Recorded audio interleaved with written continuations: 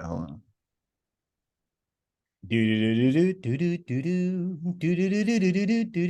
Welcome to the Wokelandia podcast. I'm your host, Caleb, back home, along with my brother, the co-host, Joseph, back home, and we are exposing the injustice in social justice. Good day to you, Caleb. Thank you. Good day to you too. I think I messed up the intro, but You probably did. we'll just But went out of order. this is a low budget production. And then we just kind of do this for mom and our children and our wives who like to hear what we think about things. Right? Yeah. Quick reminder to those of you who are here that the Wokelandia podcast is brought to you by the Wokelandia game. You probably, or you may not know this, that the podcast followed the game, which you can find at Amazon. That's right. It's there, available right now. Right now. Or go to wokelandia.com and you can see Caleb dressed in drag in our promo video and promoting the game. So looking really good in the video. That's right. Always looking good, regardless of what I'm wearing, but especially in that moment on that video. All right. Speaking of being dressed in drag, Caleb. Speaking of, since we're on the topic, Sam Brinton. And today we are going to talk. We are talking about Biden's luggage thief, who happens to be dressed in drag because he identifies as non-binary. Yes. Whatever that means. According to Forbes magazine, he is the first openly gender fluid employee in the federal government. And I don't know what that means. You got Rachel Levine, who apparently he's not gender fluid because because he says he's a woman. He's a woman all the time. That's not gender fluid. Yeah, if you're a woman all the time. So apparently Sam Brinton is sometimes dresses up in heels and he puts on a dress and he wears lipstick sometimes. He does that often. And then sometimes he doesn't, though. I guess. And that means that he's gender fluid. Yes. Yeah. All of these terms are, of course, self-defining. And the purpose today is not to all these terms are fluid. That rabbit hole. The point is that Sam Brinton is an appointee of the Biden administration, and he oversees like the nuclear waste program or something, right? Is that what his title is? Yes, his title is Deputy Assistant Secretary of the Department of Energy's Office of Spent Fuel and Waste Disposition. Put that on your business card. Okay. In small print. Because that's a heck of a title. Something that I have learned is that he actually has a degree from, where did he go to school? But he actually has a degree in kind of nuclear energy or something. And I'm presently scrolling. I haven't seen that part. Brinton graduated from Kansas State University with a Bachelor of Science in Nuclear Engineering and Vocal Music. That's probably a combination you don't get all the time. It doesn't seem like a Kansas guy either. At least he has a Master of Science degree in Nuclear Science and Engineering. And here's the Kansas part. Here's the interesting part, and this is getting into the main point here. He is actually the son of two Baptist missionaries. And he came to fame in the past decade as an anti-conversion therapy spokesperson. And all of the debates over conversion therapy. Wait, his dad did or this guy did? No, Sam Brinton. He came to fame in the debate over conversion therapy because he made up a bunch of stories about conversion therapy. And at one point, he talked about a camp that ultimately they realized it didn't exist. He has a real beef with, he's gay, I guess. I don't know, whatever term, that's just kind of so cliche now, right? But that's part of his past. He came out of this apparently pretty conservative Christian environment. He says he was sent to conversion therapy. I wouldn't be surprised to learn that he went to counseling. His parents were apparently not excited about his revelations. And then he made up a bunch of stuff. And he kind of went on this circuit telling all these stories about being tortured in these conversion therapy camps. Upon verification, it turned out that a lot of the things that he talked about certainly were not true. And I'm not saying nobody's ever been mean to him in his life. I don't know what was true or what isn't true, but much of what he said wasn't true, right? So that's kind of, he became this LGBT activist making up stories about conversion therapy as that issue was being debated around the country. So now, and apparently by the White House. Right. Because he did get a degree in nuclear science and engineering. So he doesn't apparently know nothing about this. But what we have learned recently, the most recent revelations here, and this is See, he likes luggage too. he likes luggage. He boarded a flight to Minneapolis from Washington, D.C., and didn't check any bags, went down to the baggage claim and took some lady's baggage. He checked out with fewer bags than he checked in with, which apparently is frowned upon. No, checked out with more bags than he checked in with. Yes. He checked out with more bags than he checked in with no bags, left with bags, right? That's a no. Must equals. Yes. Yeah, it must. So this is a bag equality in this world. And he did not do the bag equality at all. So apparently he's now been charged with doing this twice. Did you hear how he did it in Vegas too, but he did the Vegas one before the Minneapolis. The bag security guru in Vegas closed the case because they had a picture of him, but they didn't know who he was. They had him on video wearing his rainbow shirt saying, I love luggage or whatever. It's some rainbow nuclear shirt he was wearing. But then this Minneapolis story hits last week, and the Las Vegas bag cop was like, "Hey, I recognize him. I know that he guy. Stole bags here too, right?" So he's been caught twice. So I think it's fair to assume that this has happened a lot of times in this guy's life, right? That this has become a thing he does. The likelihood of him being caught the 2 times that he did this seems very small. So we can only speculate as to how many times he has successfully stolen luggage from the baggage claim at a particular airport. You think he identifies as not male or female? Correct. Whatever that means, which is nothing. But maybe he also identifies that luggage is mine. He identifies as the owner of the luggage, clearly. Yes, I'm a little bit surprised he hasn't raised that argument that I with like. The cops. No, this luggage is mine, sir. Yes. I identify as its owner. When you did that video a few years back about the Chinese woman video. Yeah, identifying as a 6'5" Chinese woman. Yes. Seattle U, or was that where it was? Or University UPS? of Washington, my alma mater. It was UW? I thought it was at Seattle U. Okay. Well, we did some videos at Seattle U as well, but okay, that one was at UW. So if you don't know what we're talking about right now, you can go to YouTube. You are on YouTube in many cases if you're watching this, but you can stay on YouTube and look for 6'5" Chinese woman, and then you'll be caught up. And that had a ton of hits back then, and because this was just coming out as a thing, really, people didn't realize that it was already a thing. But I thought a perfect way to end that would be, because you were like, do you agree that I could be a woman? They're like, yeah. Mm-hmm. If I identify as a woman, could I be Chinese? Yeah, you could be. Well, maybe. I guess you could. You could have said like, could I identify as you, and see how they respond to that. And if they say, well, yeah, you could identify as me, I guess it's like, okay, so whose backpack is that you're holding? Yes. That's yours. But if I identify as you, then it's mine. And then so I'm going to take my bag belongs to me that I identify with. That's what this guy's just doing. He's just saying, well, I identify I identify as the owner of this bag, as the owner of this bag. And how do you push back? If you haven't pushed back up to that point, you can't really push back other than saying, well, it's causing me harm now. Because it makes him happy to be the owner of the bag, clearly. You're taking my stuff. It's like, right. Is that it? Just because you don't like it, now it doesn't apply? And the whole thing falls apart.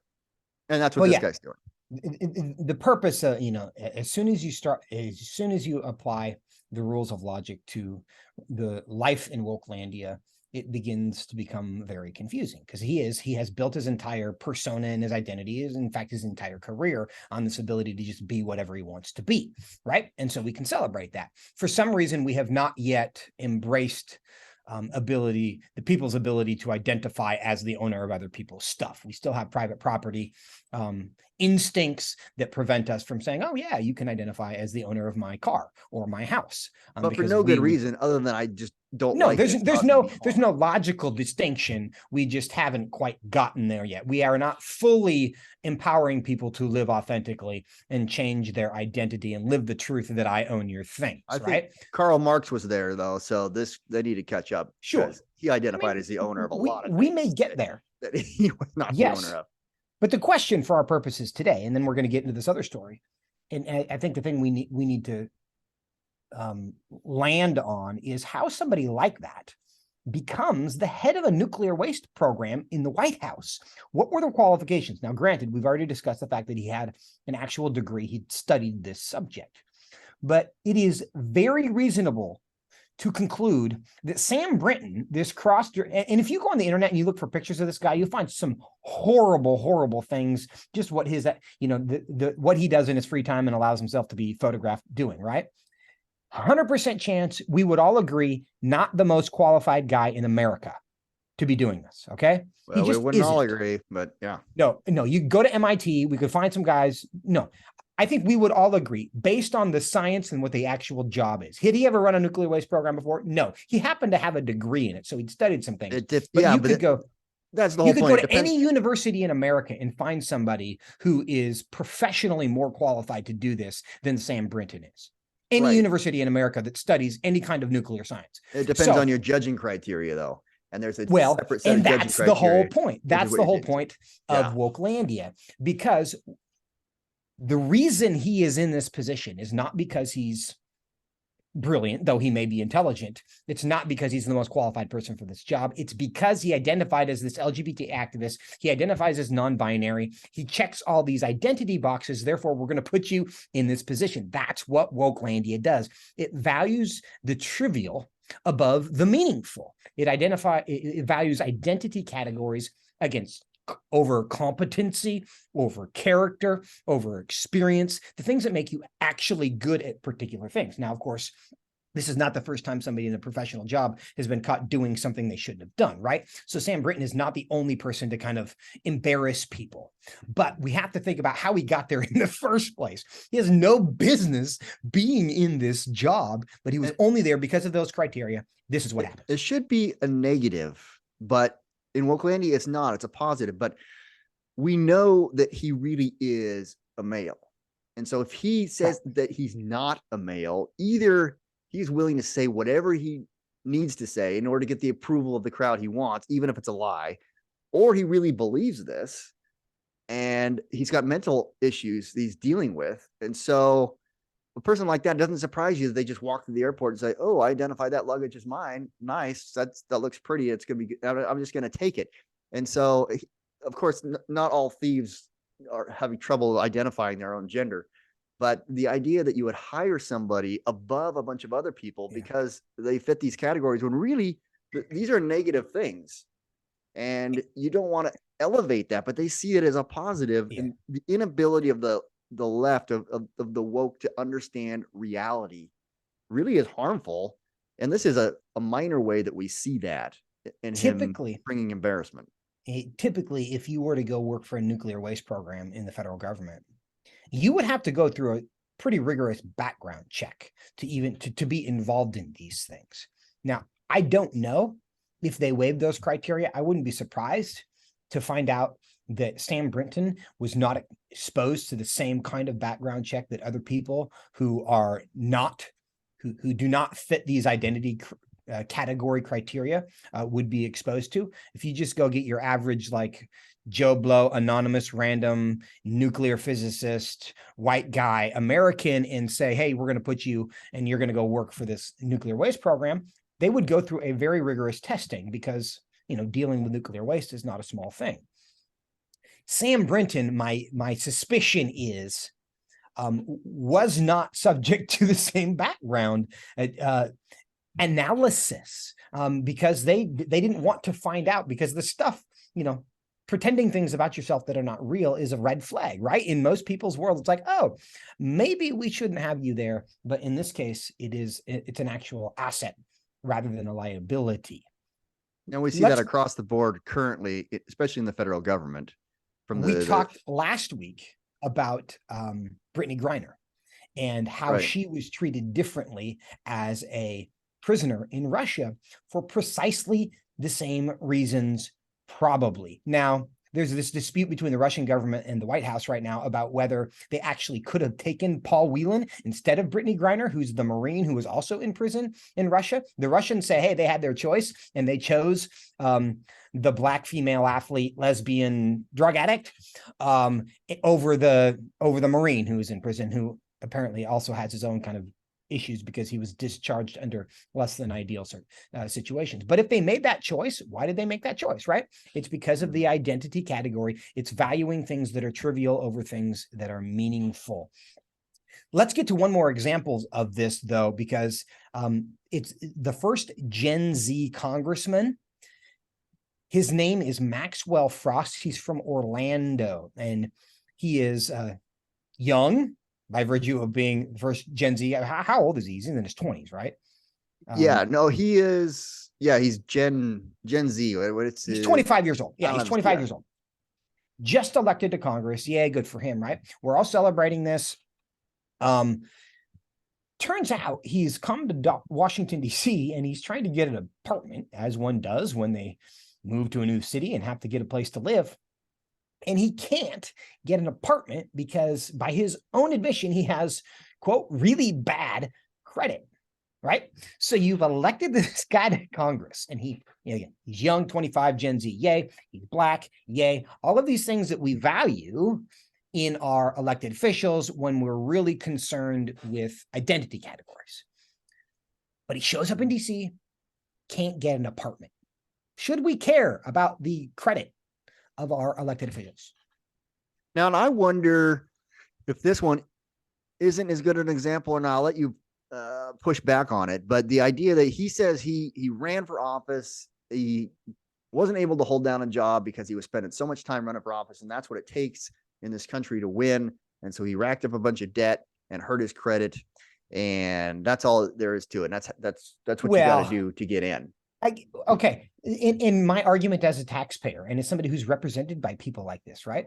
What is credit?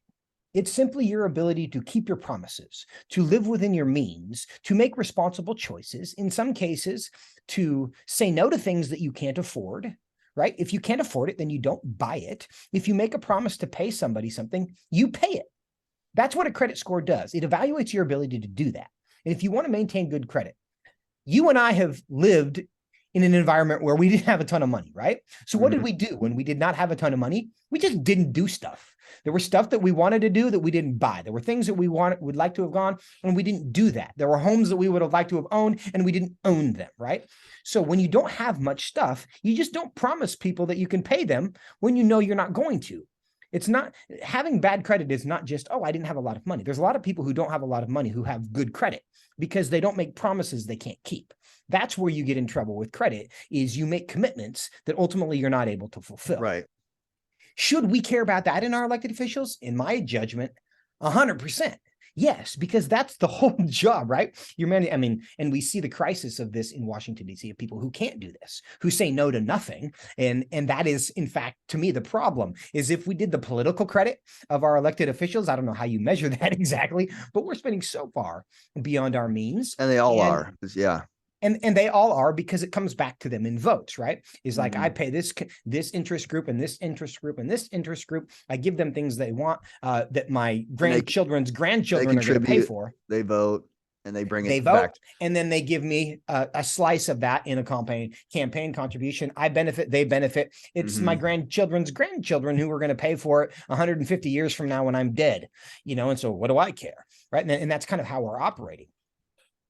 So yeah, it matters to me. And I think that, celebrating somebody who is young and black, great. It's fine if you're young and black, as long as you're also responsible. The problem is we're asking the wrong questions about who our elected officials are because we value the wrong things in Wokelandia. And he was just traditionally, I don't know, Democrat or leftist now, because he made all the typical leftist policy promises, and he's in the same district that Val Demings was in before, and she was pretty far left as well. And so now he takes that seat. But I wonder if he just didn't get elected because he made all the same kind of promises. Now, I don't know why he won the primary exactly, but as far as his financial dealings, I would say that's not qualified, because he's probably going to handle the public money even worse than his personal money at this point. But that's very likely. Any leftist would have been elected out of this district, I would think, because it's a pretty it's a Democrat. It's a Democrat district. Yes. Yeah. But again, it's just the things that we're celebrating and the things that we're valuing. We now have people in Congress who can't rent an apartment. To me, that's a problem. To me, that's a problem. We also have people who are head of nuclear programs who just randomly steal luggage from the baggage claim, right? And apparently habitually doing so because we're asking the wrong questions of people because we're valuing the wrong things. And this to me is a defining characteristic of Wokelandia. And then the most important thing in Wokelandia, period, is transgenderism. Is as far as the most points, and we've got that's the most valuable identity category. Yes, and that leads into a third story with Joe Biden mandating that all doctors and all insurance companies will pay for or perform transgender surgeries for people who request it, even if it violates their conscience, if they believe people can't change their gender. And so I'm not going to give somebody a surgery, particularly for minors, but even for adults that want it just because they want to be a different gender. We're not, either our insurance group is not going to pay for that because it violates our conscience, or a doctor says, I'm not going to do that kind of surgery. I'm not going to be involved with that. Well, Joe Biden, his administration said you have to do it. And some breaking news from this weekend, or maybe from late on Friday, the Eighth Circuit Court of Appeals unanimously ruled against them, against that mandate, saying that the people who object on grounds of conscience and medical judgment, here's what it says here in the Epoch Times, with the court bases its decision on constitutional protections of religious freedom. So this is a permanent injunction. Now it might get appealed up higher beyond them. We'll see where it goes, but it's a battle for this whole idea of transgenderism, and can people actually change their genders? It's a strange thing to me to see where this is at when you compare it to like women's rights and children's rights, where if you had to choose between saying that there is no such thing as transgender, humans cannot trans their gender, or I'm going to destroy women's sports, for example, which one will you choose? The left has already chosen. They will not say that there's no such thing as transgenderism. They will destroy women's sports if it comes down to it. They're defending it now because only a few girls have actually gotten knocked off the team and replaced by boys. What if the entire team got replaced by boys? I don't think they'd object to it any more than they do now. They'd say that's just how it goes. These are actual girls. And having, particularly minors, having these surgeries that intentionally mutilate, they call it gender affirming. It's gender denying surgery. They're denying what they really are. But this idea of, for whatever reason, transgenderism being up there so high, something so valued. It's the top of the pyramid right now. They'll do anything to keep that idea going, that this is not just allowable, but a good thing and an honorable thing and something to recommend and to push for and to encourage, and for all taxpayers to pay for it, all doctors to perform it. This is the highest good in Wokelandia. Yeah, the greatest court has overturned that. One of the greatest things that you can do is cut off somebody's genitals as a way of helping their body conform to their mind, rather than renew the mind.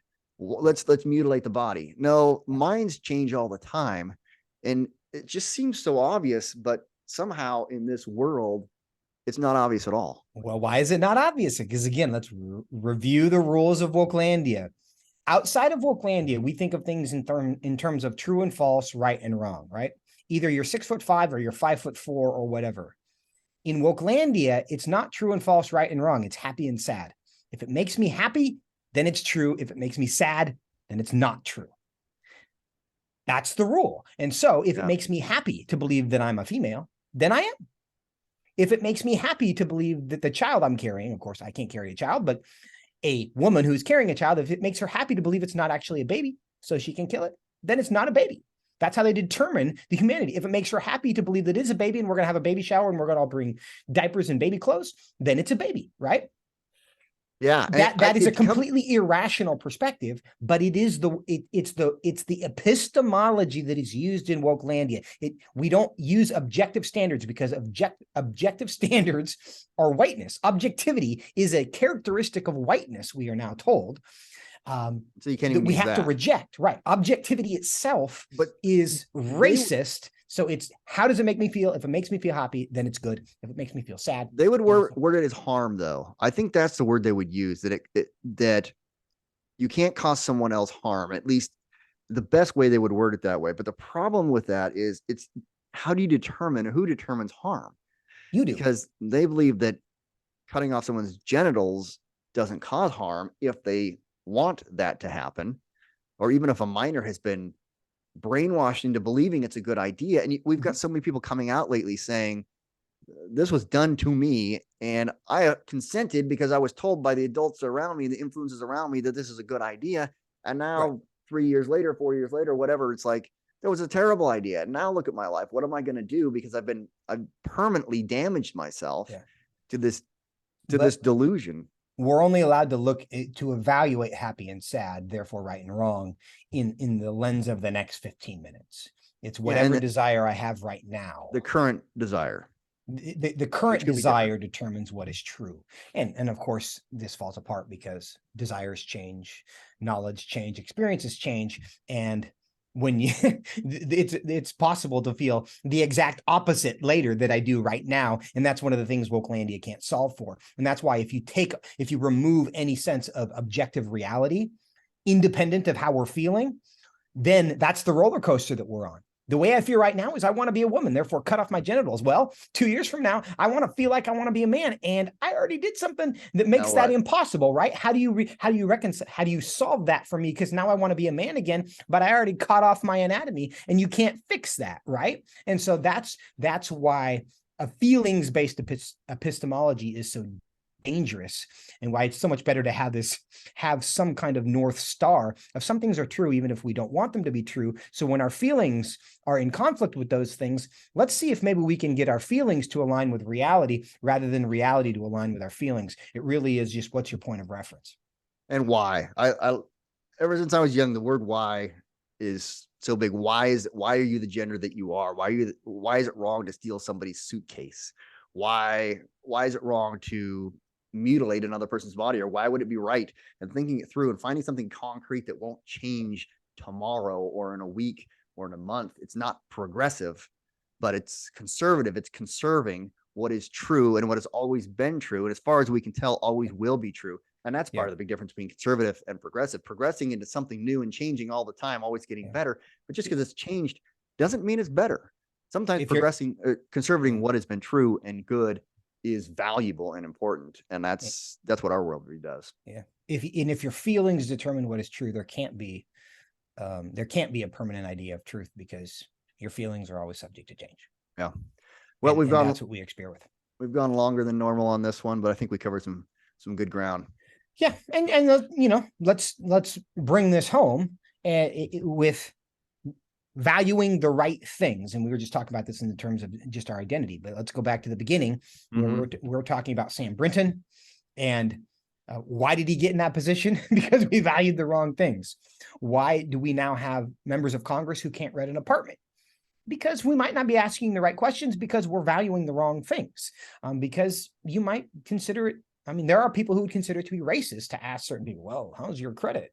Why are you asking me that? Because I'm Black? Well, no, it's because I want my members of Congress to handle be money, responsible people, and to be able to handle money. And I don't know if that's a normal question we ask our candidates, but maybe it should be, because to me, I want to know that people who are managing my money have the ability in their own personal lives to say no to things that they know they can't afford, right? Because that just is, it's impulse control, it's self-control, it's responsibility, it's all of those things that we reasonably have a right to expect of our elected officials, regardless of what color they are. And in fact, all of that is much more important than what color they are, because of course you have responsible people of every hue. Yeah. That's what we got today. Great. Well, thanks everybody for joining us. We'll be back again pretty soon with another topic and hashing through it on the Wokelandia View, the Wokelandia podcast. And if you hung with us this far, hit the subscribe button, because this is like you're an early adopter. This is basically buying Microsoft in 1983. Basically the same thing. This is taking on. So if you're on the ground floor, your investment today is going to be worth like 10 times what you pay today. It's true. You'll say, which is, I was one of the first. 0 times 10, but still don't do that math too hard. We'll see you next time. Thanks for joining us, everybody. See you next time.